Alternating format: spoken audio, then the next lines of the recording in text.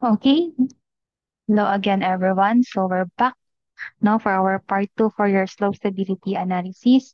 And we are down to the second type or for the second case, which is your analysis of your finite slope or your fixed slope ninyo. Okay? So ano pang pinagkaiba ni finite slope kay infinite slope? Okay, so when we say finite slope or yung fixed slope ninyo, those are slopes that are limited in extent. So meaning to say, yung sa finite slope natin is that yung ground surface natin and failure plane ninyo is not parallel. No? Hindi na siya pag ganito ba, yung ating pag-analysis sa kanila. Di ba? Kanina, ito si ground surface, ito si failure plane. Yan yung sa infinite slope natin. Alright? Parallel silang dalawa. Ngayon, dito sa finite slope or sa finite slope or kay fixed slope, they are not parallel because they have boundaries, no, na kino-consider or limited lang yung extent nilang dalawa. Okay? So example of that is yung mga embankment or yung earthen dams natin, no? Na-explain ko na sino last time, sino si embankment and sino si earthen dams ninyo. Okay? So for example, ito na yung inclined slope natin or yung ground surface ninyo, yung H natin is the thickness of your soil or yung height ng slope ninyo.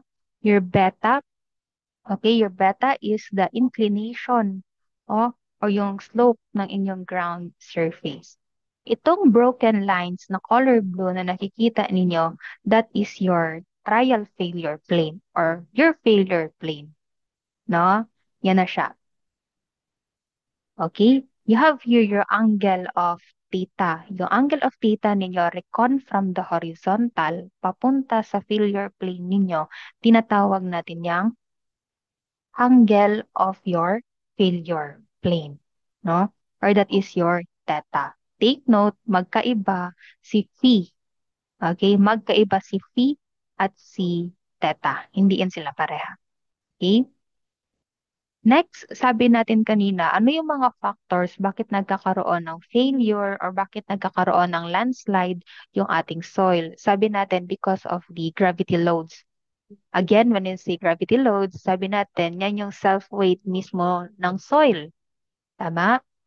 Nasabi natin, mas maraming soil, mas malaki yung chance na magkaroon ng slide. Okay, next is yung surcharge load natin, which is yung nakapatong or yung dagdag sa soil natin.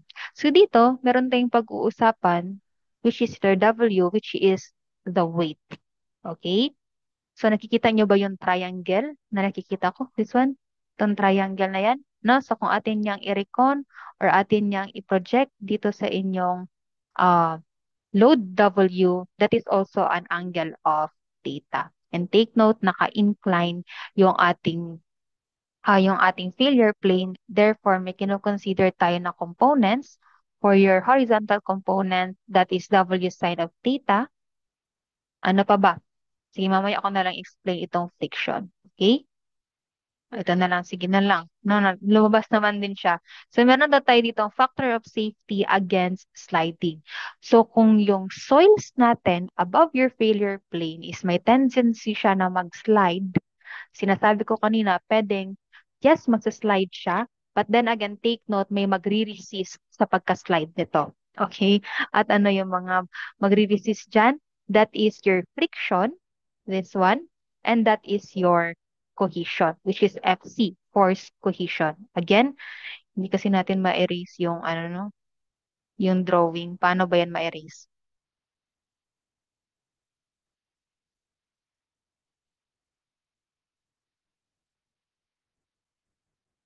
Hindi lumalabas yung cursor niya. No? Sige na lang. Tayo taking masyado. Paano ba? Ayun, lumabas na rin. Kaso hindi talaga siya ma-change. Sige na lang. No? So ganito kasi yun, no? Yung ating W, which is yung weight mismo or yung mismong soil. Okay, this is your W sine of theta. Ibig sabihin, nagsaslide yung soil ninyo, ika-counteract yan or i-resist yung sliding na yan ni force of your friction and yung force ng ating cohesion. Okay?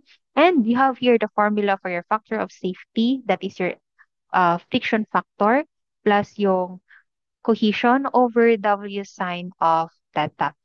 Make sense no? Na horizontal yung ating gagamitin since sliding man yung pinag-uusapan. Magsa-slide man yung ating soil.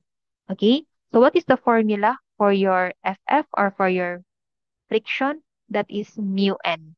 Okay? Where yung n natin, iba yung n natin is to satisfy the equilibrium of your W, that is your normal force, no? And yung n natin, that is equivalent to your W cosine of theta. Now, to satisfy the equilibrium, summation of forces vertical is equal to zero, taking upward as positive. You have negative W cosine of theta plus n is equals to zero. Therefore, n is equivalent to positive W cosine of theta. Okay, sana na-gets yan.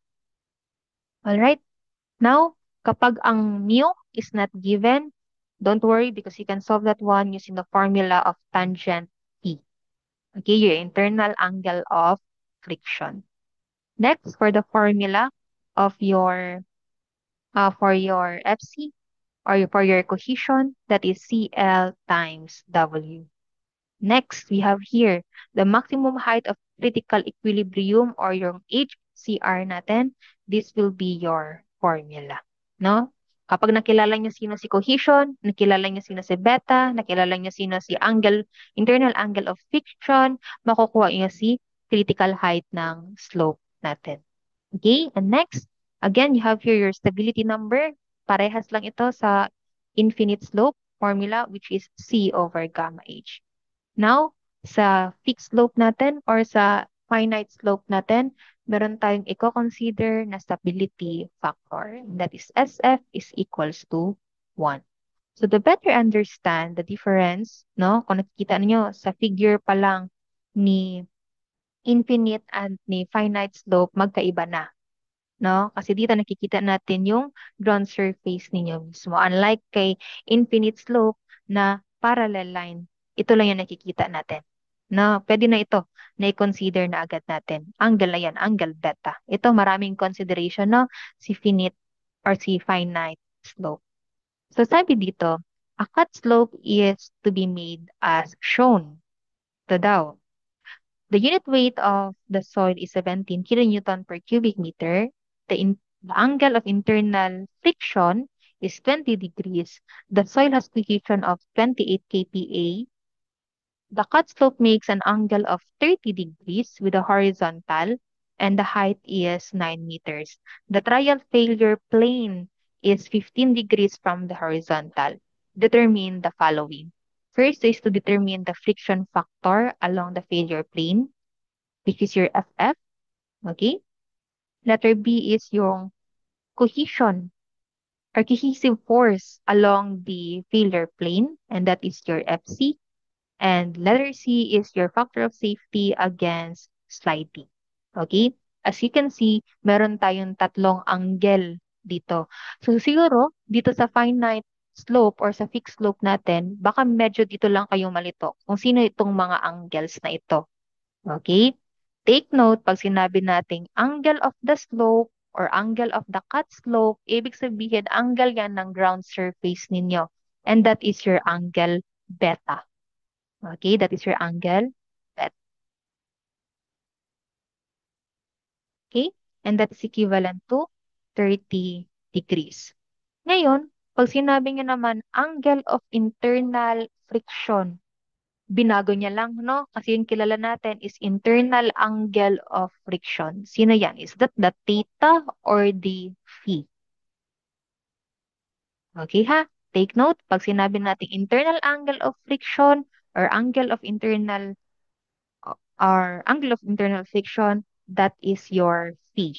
And that is equivalent to 20 degrees. Ngayon, sabi dito, if the trial failure plane is 15 degrees from the horizontal, dyan pa lang malalaman na ninyo sino yan. Siya, no? That is your theta. Kasi sabi niya, from the trial failure plane, alam naman natin na itong broken line na color blue, si failure plane, ang angle niya daw from the horizontal is equivalent to 15 degrees. So, matik, alam na natin agad na that is your angle of theta, which is equivalent to 15 degrees. Yan. Huwag malilito. Ha? Sa ating angle. No, kilalanin niyo yung tatlong angles ninyo, si beta, si angle, at si E. Para hindi malito. Okay. So now, this is your, ano hinahanap natin? Fourth. Okay? So this is your trial failure plane.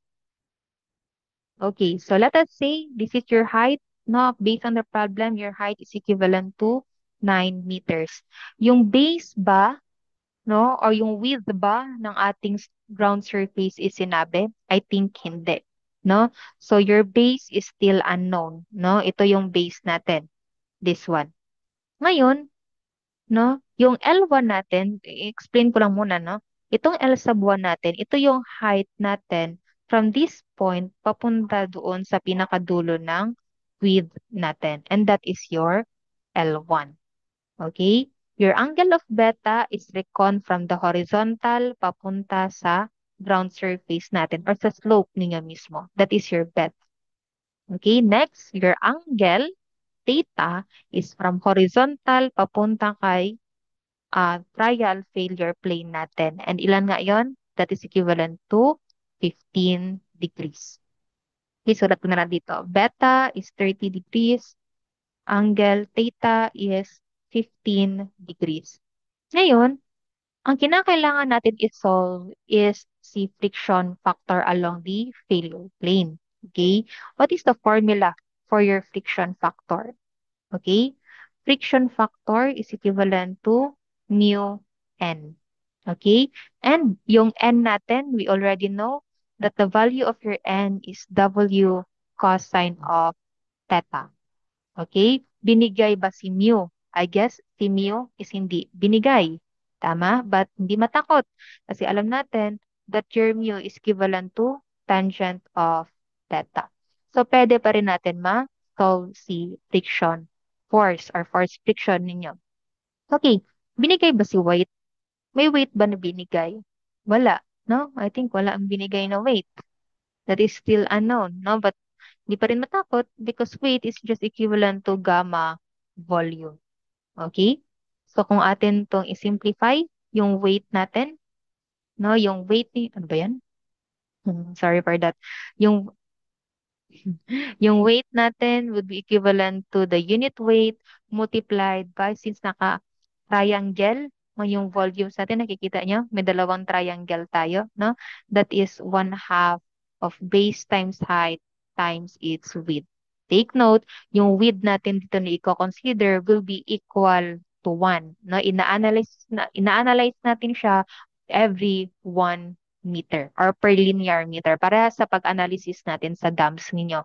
'Di ba, the first step sa pag-analysis natin ng dams ninyo or ng gravity dams ninyo is that consider the width as 1 meter in every linear meter, in every meter, no? Parang 1 meter straight, no? Kasi malaki naman yung kino-consider natin na area. Okay. So now, let us try to solve for the values muna natin ng weight ninyo, no? Para mas madali. So, ang height natin is equivalent to 9. But how about your B? No? Yung top width natin is wala pa. No? Hindi pa natin unknown siya kasi hindi man naman siya binigay sa problem. Pero nakikita nyo ba yung dalawang triangle na nakikita ko? No, na pwede nating i-minus. Okay? First triangle natin dito, no, is ito. Paano ba yan?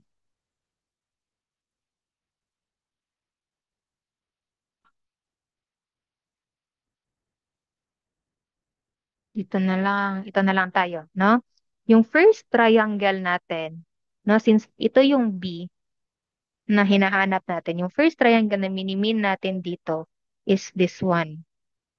This is your triangle 1, no? Yung triangle 1 na yan is my angle of theta which is equivalent to 15 degrees. Dito ba, tinatawag natin tong L1 or yung length 1. Yung length 1 ninyo is nasa base din ninyo, no? Counted na yun siya. Ngayon, kung atin tong i-isolate pa, hatiin natin, yan, no? Tapos pangalanan natin itong from the tip of your ground surface papunta dito, pangalanan natin yang L2. Okay? Tapos, from this point, papunta dito, tama bang ito yung base ninyo? Or yan yung top width ninyo? Yan yung B? Tama ba? Geometry. No? I guess that is correct. No? That is B. So, kung atin pa itong gawa ng equation, tama bang sabihin that L1 is equals to L2 plus B? Tama ba? No, I guess yes, no? So sa atin pa, kinakailangan pala natin malaman ang value ni L1 at ang value ni L2 para makuha natin si base. Bakit? Because kung atin pang i-derive yung formula, B is just equivalent to L1 minus L2. Yan yung nakikita ninyo dito na diagram, no? Bakit may L1 minus L2 dito? Nagigets ba? No, geometry lang naman, no? Shapes lang. Okay? So, kinakailangan muna natin kunin yung value ni L1. No? Paano natin makukuha yung value ni L1? I-isolate ko yung triangle na nakita natin kanina. At ano yun na triangle? Ito yun. Okay? Yung triangle na yan is may angle of 15 degrees. This is your L1. Ano yung magiging height natin dito? Di ba maximum na yan hanggang dito sa dulo to dulo? Therefore, H. No, therefore, your H is equivalent to 9 meters. So, 90 degrees ba yan? Yes, no? 90 degrees tayo or right triangle tayo. So, you can use SOHCAHTOA. So, using this one, we can use tangent theta. Okay, so this is tangent of theta is equals to H over L sub 1, or that is tangent of 15 is equals to 9 over L1. Okay? So, kung ating i-derive yan in terms of L1, cross multiplication lang, and I believe kaya nyo na to, no? Naintindihan? Saan nanggaling to? Bakit naging 9 over tangent of 15? That is your L1. Okay? Ngayon, para makuha natin si B, ano pa yung kinakailangan natin kunin na value? That is si L2. Ngayon, nakikita niyo ba yung triangle na nakikita ko para makuha natin si L2? Kita niyo ba? No, I guess, nakikita ninyo. Nakikita niyo ba itong triangle na to? Ito, this triangle. No? Triangle. That is also a right triangle. No? So, ma'am, kung right triangle yan, ma'am, this is, diba ito? Okay, this is 90 degrees. Ma'am, ano ang angle natin dito, ma'am? Is it equivalent to 15 pa rin, ma'am? O, tignan nga ninyo ng maayos yung ating figure. Is that 15? Di ba? Ang kanyang angle is from the horizontal papunta sa cut slope natin. At anong klaseng angle yan? That is your angle beta. O, balikan natin yung mas maayos na figure. Okay, nakikita nyo ba itong triangle na ito? Kita na yan? Ito, sige, garing-garing natin para mas makita ninyo. Yan. Tama na ba na ang ano natin dyan will be L2? So, kung atin niyang i-isolate again, ito yung ating itsura. This is your angle beta. This is your L sub 2. And this is your H, where your H is equivalent to 9 and your beta is equals to 30 degrees. Okay? So, in order for us to determine the value of your L sub 2, tangent theta lang pa rin tayo. Okay? And that is tangent of beta, kasi naka-beta na tayo, over H over L sub 2. Therefore, that is tangent of 30 is equals to 9 over L sub 2. And kung atin itong i-derive ang formula, ang equation in terms of L sub 2, this is equivalent to 9 over tangent of 30. Tama ba? So sabi natin kanina, ang B is makukuha natin by L sub 1 minus L sub 2. So nakuha natin yung equation ni L sub 1 as 9 over tangent of 15. Tama ba? Yes, this one. Okay, and yung L sub 2 natin is minus 9 over tangent of 30. Meaning to say, whole number na yan, or wala ng variables dyan, makukuha na natin yung value ni B. Okay, so lagay na lang natin agad sa W, no? Para ma-solve natin agad si weight. Okay, so W is equals to, ano yung unit weight natin kanina? Based on the problem, I think that is 70. Okay, so your unit weight, okay, your unit weight is equals to 17 kilonewton per cubic meter multiplied by 1/2 times the value of your B, yung value ng B natin kanina, na that is equivalent to 9 over tangent of 15 minus 9 over tangent of 30, multiplied by the value of your height, which is equivalent to 9. Alright?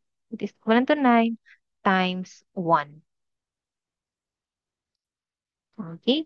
So, pakisolve on your own kung ilan ang ating value.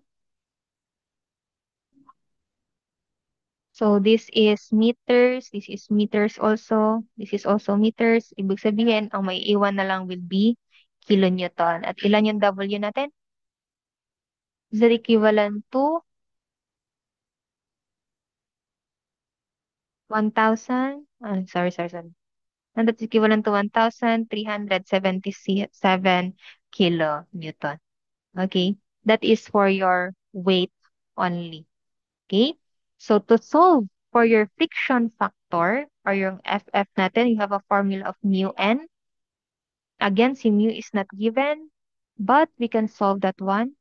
So, correct this. I would like to correct this one. No? The value of your mu, that should be tangent T, not tangent theta. Tangent phi pala dapat yan. Okay? So, the formula is mu n. So, that is tangent of ilan yung mu na internal angle of friction natin kanina. I believe that is equivalent to 20. No, pakibalikan nyo na lang yung problem. At is tangent of 20 multiplied by the W cosine of theta.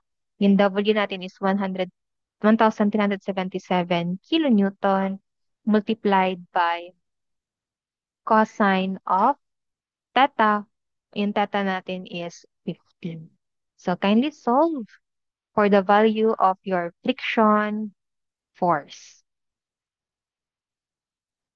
So kindly check, no, if the value is equivalent to 484.109 kilonewton. And that's how you get your friction force.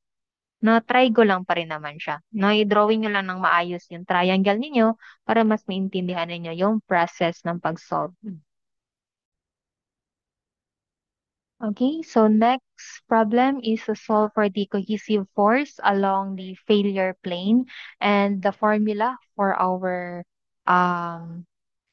formula natin ng cohesion or cohesive force natin is equivalent to, that is CL times W. Then FC is equal to CL times W, where your C is your cohesion, your L is the length or the measurement of your trial failure plane, and your W is your width, which is equivalent to 1.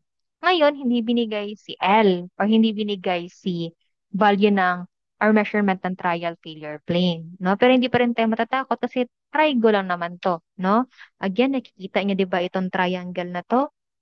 Tama bang sabihin na yung hypotenuse ng triangle na ito is yung value ng L natin? No, kung i-isolate natin 'yan, i-isolate natin yan. This is your L1, this is your H, this is your angle of theta, at ito yung failure plane natin. Tama ba? So meaning to say, if that is your failure plane, this is your hypotenuse, this is your L. Yung H natin, that is just equivalent to 9. O yung angle theta natin, that is equivalent to 15. So dito, right triangle pa rin, pwede na tayong mag-SOHCAHTOA. TOA. And we are going to use sine theta. Okay? So sine 15 is equals to 9 over L. Okay? Ilan ngayon yung value ni L natin? Kindly confirm if that is equivalent to 34.773 meters. Now, that is the length or that is the measurement of your failure plane. Okay, so I guess wala nang ibang problema. Paano natin isolve si cohesive force? Since si cohesion is binigay naman, no? Ilan yung cohesion natin? That is 28. Binigay na agad. Binigay si cohesion. Okay, si cohesion is equivalent to 28 kPa. Ano nga ang kPa? That is kilonewton per square meters. Multiplied by L. Yung L natin is yung length ni failure plane. That is 34.773 meters multiplied by your W or yung 1 meter strip natin, which is also meters. So meters here will be cancelled. May iwan na lang will be kilonewton. So kindly check if the answer for your cohesive force is equivalent to 973.644 kilonewton. Okay? That is your answer. Very easy lang. Okay? And last question for letter C is to solve for your factor of safety against sliding. And you have a formula of friction force plus cohesive force over 10 minutes na lang ulit. Sige lang. Over your W sine of that.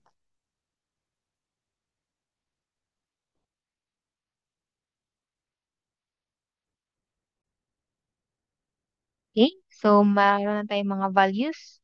So, Fs, friction factor natin, is equivalent to 973.644 kilonewton. Plus, yung Fc natin, ilan nga yun kanina? Ay, no, this is our Fc, no? Sige. Ilan ba yung Fs natin kanina? Ay, yung ating Ff. That is equivalent to, check natin. FF natin kanina is 484. Tama ba?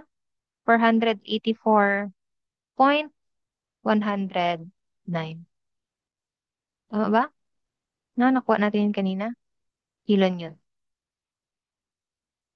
Okay. No, tama na. 484. No, yung friction factor natin. Divided by your W sine of theta.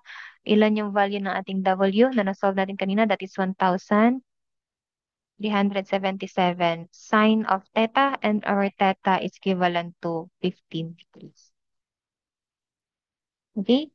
And this is in kilonewton also. No? So therefore, kilonewton will be cancelled. And yes, factor of safety, alam natin yan. Factor of safety is unit less. So kindly check if the value of the factor of safety is equivalent to 4.090.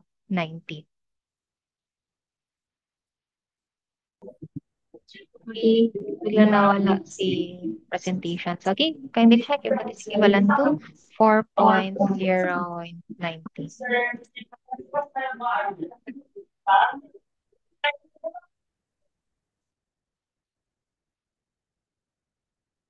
Okay.